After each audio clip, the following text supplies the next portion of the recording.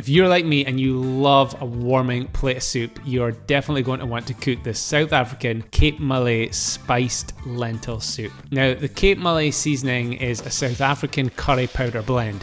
You have several options. You can either buy this, it's quite hard to get, it's quite expensive. You can make the seasoning like I'm doing just now. It does require a load of ingredients and you probably don't have them all unless you're some kind of like spice collecting aficionado. I had to buy a load of them specifically for this. Or option 3 is just to use generic supermarket curry powder, but it's not going to have the same flavor. So if you want to do it properly, make this seasoning. It's super aromatic and flavorful, and since doing this recipe, I've used it several times to marinate chicken and cook it on the barbecue. Then, once we've done that, we're going to chop up the standard soup base. So that is onion, celery, and carrots. Yes, these carrots are massive. They're ones that I grew in my garden, and I let them grow and stay in the ground until I'm ready to use them. So they go super big. Then we're going to add that to a pan, and before we start cooking, we're just going to chop up the sweet potato as well. So peel it, chop it, and then fry those vegetables on a medium heat with some oil. Add in your chopped up garlic and your curry powder, either the stuff you just bought, the stuff you just made, or the stuff you had in the cupboard already, and then add in your chicken stock. The lentils we're using are green or brown. Make sure to wash them before you pop them in. Add in your cherry tomatoes, chopped tomatoes, and that sweet potato,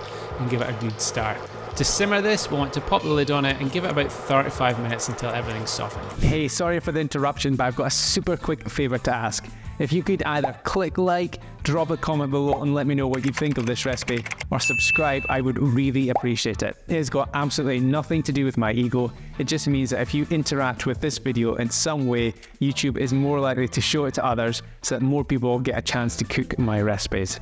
Thanks in advance. Now back to the recipe. Traditionally this would be served chunky, but if you've watched any of my videos, you know I like to absolutely blitz them so they get nice and smooth. So that's what I'm doing with the hand blender. All you need to do then is just plate it up, get stuck in, and as always, thank you for watching this video, and if you'd like the full recipe, you can get it by clicking the link in the description below. See ya!